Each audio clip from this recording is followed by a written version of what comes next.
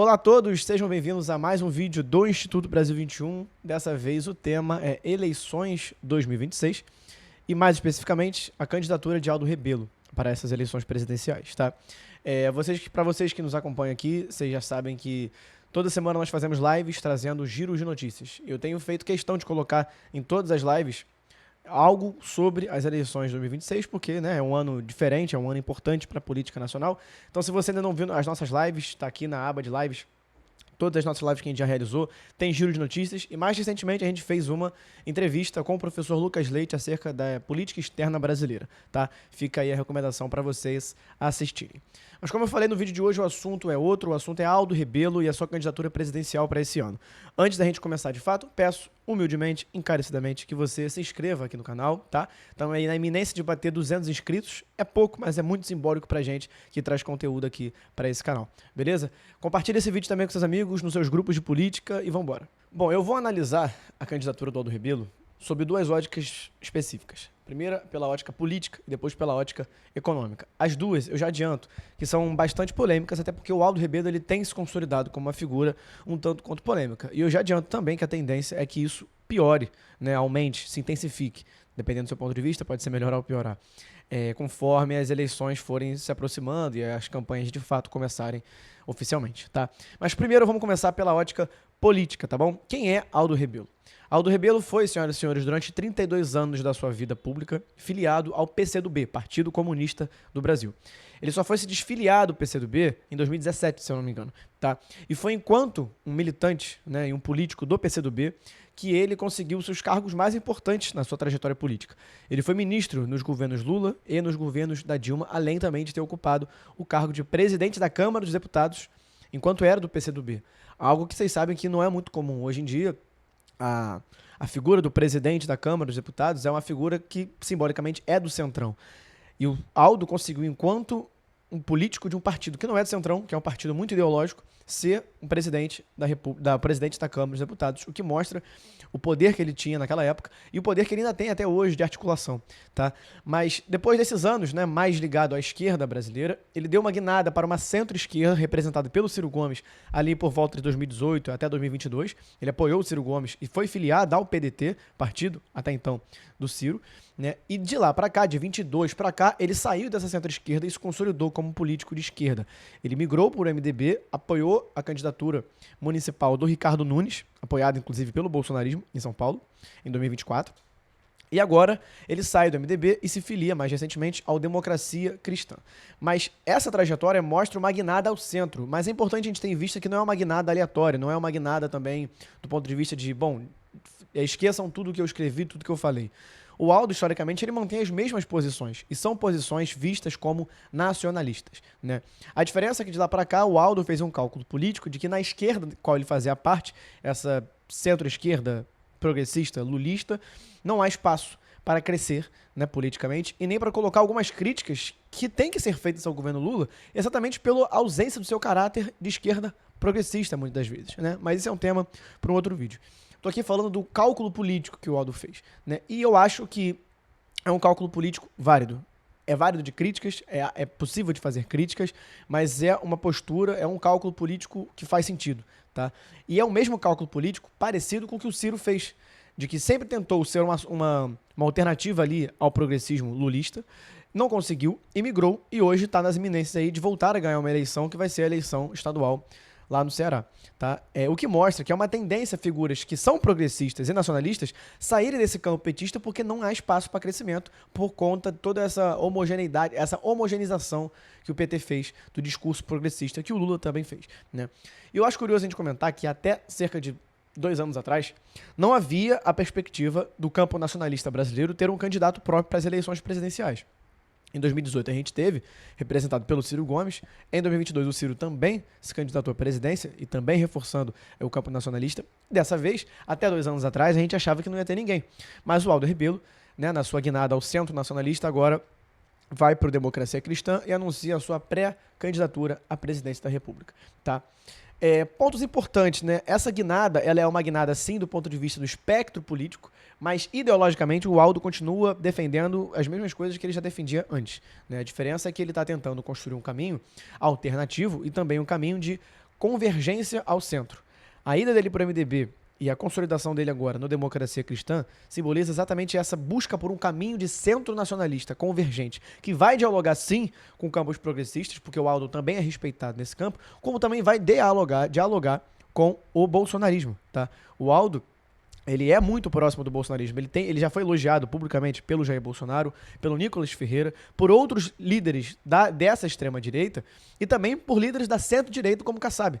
Então, assim, isso mostra o respeito que o Aldo tem, e eu acho que, mais uma vez, reafirmando aqui a minha posição, é um caminho que pode ser criticado, sim, de dialogar com o bolsonarismo, mas é importante que tenha alguém, uma figura, que seja respeitada por ambos os lados políticos e que consiga levar as ideias nacionalistas à frente, né? A gente não pode achar que, enquanto nacionalistas aqui, nós temos que nos fechar numa bolha e deixar que, por sorte, alguém queira nos ouvir. É com diálogo, é assim que funciona, entende? Diferentemente do que faz o PT, por exemplo, que tenta taxar qualquer um que dialogue com o bolsonarismo de fascista, de extremista, de nazista, quando muitas das vezes o próprio PT colocou no seu governo ministros bolsonaristas, né? Então, muito cuidado com esse discurso que as pessoas estão pregando por aí, de que não pode dialogar com a extrema-direita.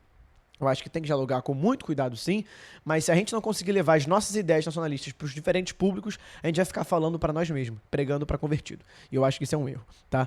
Então, assim, do ponto de vista político, eu acho que é uma estratégia muito corajosa do Aldo, que é, sim, mais uma vez, passivo de críticas, mas que é um caminho. Agora, o que eu acho que o Aldo não pode cometer de erro, do ponto de vista político, é o seguinte. O Ciro Gomes, quando ele tinha o auge dele, o auge da carreira política dele, que foi em 2018, ele estava sendo, enfim, desejado pelo Brasil inteiro, bem falado por muitos lugares, uma galera muito grande entrou na onda cirista daquela época, né? E o Ciro, a grande verdade, é que ele não soube aproveitar o seu momento, o seu auge político. Ele estava no partido no qual era controlado pelo Carlos Lupe, e ele não fez nenhuma questão de ter um mínimo de controle sobre o partido dele, o que fez com que ele perdesse espaço, e quando o Lula saiu da cadeia, ele ficou isolado, porque quis manter uma opinião ali forte e contrária ao PT, né? Isso mostra que quem quer ser nacionalista não tem que se preocupar apenas em levar as ideias adiante. É o que o Ciro fez. O Ciro, eu gosto de classificar o Ciro Gomes como um empreendedor de ideias, né? O Aldo, ele também tem um quê de empreendedor de ideias, mas ele ainda é um cara mais articulado que o Ciro. E o Ciro simplesmente abandonou o principal que um político deve fazer, que são as articulações, que é tomar conta de um partido, que é criar lideranças regionais, municipais e estaduais. O Ciro não fez nada disso. Quem é o grande nome do cirismo daquela época que conseguiu se eleger? Sabe? E o que eles estão fazendo hoje em dia? Os que se elegeram na onda cirista foram poucos e se converteram pro petismo depois, né? Ou então estão no PSB, que é um puxado do PT hoje em dia, né? Então, assim, o Aldo não pode cometer o mesmo erro que o Ciro cometeu, de querer levar as ideias para frente, de mostrar as suas ideias para todo mundo, sem querer articular. Eu acho que dialogar com vários campos é um caminho, mas o Aldo não pode estar fazendo isso sozinho. Ele precisa, por exemplo, de figuras nacionalistas que querem entrar nessa onda com ele para dialogar mais com a esquerda. Ou então aquele cara que vai apoiar o Aldo, mas que vai dialogar mais com a direita. O cara que pode apoiar o Aldo, mas que vai dialogar mais ao centro. É preciso fomentar o crescimento de lideranças políticas para dialogar com todas as frentes. Senão o Aldo vai ficar lá sozinho, falando com a extrema-direita, vai ser taxado de extremista. Aí quando ele falar com o agronegócio, vai ser taxado de putinha do agronegócio e por aí vai. É preciso que quem queira somar na campanha do Aldo Rebelo, principalmente aqueles que se consideram do campo nacionalista, se integrem às campanhas e que façam por onde para levar as ideias nacionalistas adiante. Senão o Aldo vai ficar lá falando sozinho e, mais uma vez, o nacionalismo vai ter uma grande figura, um grande quadro sendo desperdiçado porque não souberam acompanhar e não souberam articular e criar lideranças a partir desse momento, tá? Então é um risco muito grande que eu vejo na candidatura, politicamente falando, do Aldo, mas, enfim, é sempre bom deixar em alerta. Agora, é muito importante também olhar pela ótica econômica. E aqui eu vejo muitas críticas que possam ser feitas ao Aldo do ponto de vista econômico, tá? O Aldo, ele tem pregado aí ultimamente, desde o início da sua pré-campanha, que os melhores momentos do Brasil foi quando foram construídas alianças heterogêneas, né? E ele cita no seu próprio livro, Quinto Movimento, ele cita exatamente em quais momentos essas alianças heterogêneas, ou seja, de diferentes grupos políticos que muitas vezes são vistos como antagônicos, se unem e constroem algo positivo para o Estado brasileiro, tá? Eu não sou tão adepto dessa perspectiva, mas é uma linha histórica que ele pega, que ele prega, que faz sentido. E que, de fato, é possível dizer que com alianças heterogêneas, grandes coisas foram construídas no Brasil, tá? Mas é também importante ter em vista que, do ponto de vista econômico, ele está adotando um discurso mais liberal. E ele já avisou que ia fazer isso, tá? Quem está aí querendo apoiar o Aldo tem que saber que ele está se propondo a dialogar com aqueles que são vistos como antagônicos ao nacionalismo, como, por exemplo, os liberais. Ele falou que quer construir uma aliança heterogênea com os liberais em nome do quinto movimento, em nome da reconstrução do país. Mais uma vez, eu acho que faz sentido, é um bom caminho, portanto que leve o nacionalismo adiante, tá? Eu só acho que, quando ele começa a ser questionado sobre questões econômicas, ele está reproduzindo o discurso liberal sem muitas vezes ter a intenção de ser liberal. Sabe por que eu estou falando isso? No último encontro nacional do Brasil Grande, do Movimento Brasil Grande, eu estive com o Aldo. E ele, economicamente, adotou um discurso ali que foi o seguinte: vou me aliar com liberais, mas uma coisa importante que ele fez foi citar a Mariana Mazzucato. A Mariana Mazzucato é reconhecida pelo seu principal livro, que é O Estado Empreendedor, no qual ela tenta desmistificar e desmentir vários mitos liberais quando o assunto é economia. O Aldo, inclusive, quando era ministro, ele conheceu a Mariana, trocou várias ideias com a Mariana Mazzucato, que é uma excelente autora, fica a recomendação aqui desse livro, O Estado Empreendedor. E ele, enfim, usa a Mariana Mazzucato, de certa forma, como referência quando o assunto é econômico. Só que agora que começou a pré-campanha, ao ser questionado mais a fundo sobre temas econômicos, o Aldo tem reproduzido os mesmos discursos liberais que a própria Mariana Mazzucato tentou desconstruir ao longo da sua trajetória acadêmica como autora, né? Um exemplo aqui muito claro foi a última entrevista que o Aldo deu para o Breno Altman, no qual o exemplo que eu trago para vocês é a última entrevista que o Aldo deu pro Breno lá do Opera Mundi, tá? No qual o Breno começou a questionar mais firme sobre o posicionamento econômico que o Aldo adotaria no eventual governo Aldo Rebelo. E ele falou, cara, aqui ele foi bastante realista, tá? Não tô discordando desse ponto não, minha crítica vem depois. Ele falou, cara, a capacidade do Estado brasileiro de investir hoje é pífia. O orçamento público brasileiro está comprometido. É emenda parlamentar, é benefício fiscal, uma série de outras questões, super salários, né, é penduricalho. Então, assim, de fato, sobra muito pouco para o Estado brasileiro investir na economia, na indústria, por exemplo, né, para além da excessividade de gastos sociais, né. Então, assim, não tem espaço no orçamento, segundo o Aldo, para fazer investimento produtivo. E aí ele enxerga como solução estimular o investimento privado no Brasil. Então ele falou nessa entrevista que ele enxerga que é preciso reativar os investimentos privados, porque são os empresários, as grandes empresas privadas que vão recolocar o Brasil no rumo do desenvolvimento, né, que vão investir mais e que vão fazer a economia girar. E ele falou lá que, em conversas com economistas próximos a ele, os especialistas que ele os economistas que ele tem consultado, que eu não sei quem são, falam que se ele fizer isso, uma política de estimular o investimento produtivo privado, o PIB volta a crescer por volta de 4, 5%. Né? Essa é a frase, é o cálculo econômico e político que ele está fazendo. Mas aqui a gente precisa tomar um pouco de cuidado, porque isso é um discurso bastante liberal.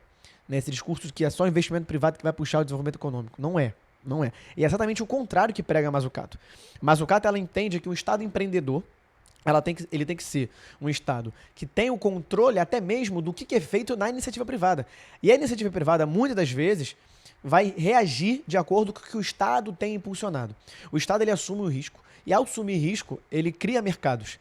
Quando ele criar esse mercado e reduzir o risco para a atuação privada naquele mercado, é aí que a iniciativa privada e que as empresas começam a adentrar naquele setor, investindo mais, inovando mais e por aí vai. E aí sim a economia passa a ser estimulada. Isso no Brasil, infelizmente, hoje, com o orçamento que a gente tem hoje, é inviável. E sozinha, a iniciativa privada não é capaz de gerar desenvolvimento, pelo menos não da maneira como o Aldo está falando, que o crescimento seria de 4%, 5% ao ano. Tá? Até porque, se o Aldo apostar firmemente nas empresas privadas brasileiras, ele vai se deparar com um dilema que é clássico no Brasil, que é o seguinte: as empresas gostando desse discurso desenvolvimentista, nacionalista, mas vão se apropriar desse discurso, dessa boa intenção de um governo Aldo Rebelo desenvolvimentista que aposta na iniciativa privada para pedir benefício fiscal improdutivo. Isso é histórico no Brasil.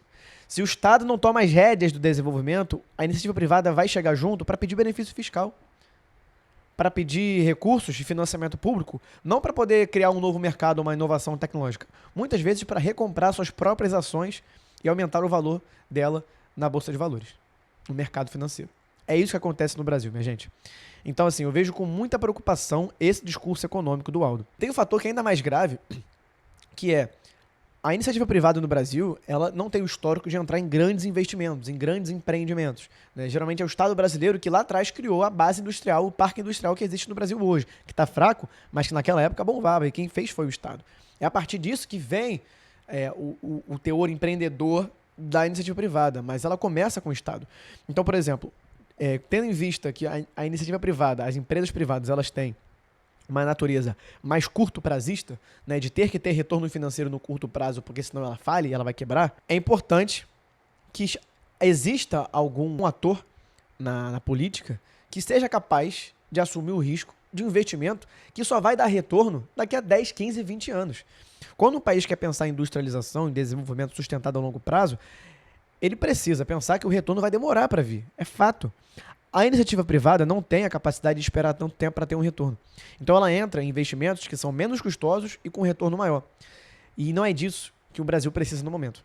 Ele pode ter, sempre vai ser bem-vindo, mas o Brasil precisa de um choque de investimento público e privado, sendo o privado vindo a partir do público. Entende? É isso que defende a Mariana Mazzucato, que é uma autora que o Aldo usa como referência, mas que ele não tem entendido, aparentemente, essa lógica, ou então, talvez por um cálculo político, está modificando um pouco essa percepção dele para poder criar um plano de governo. Mas fato é que, do ponto de vista econômico, é uma limitação muito grande achar que os empresários brasileiros vão investir sem que o Estado tome as rédeas do desenvolvimento e consiga ter a capacidade de colocar recursos públicos para poder financiar a indústria e a industrialização.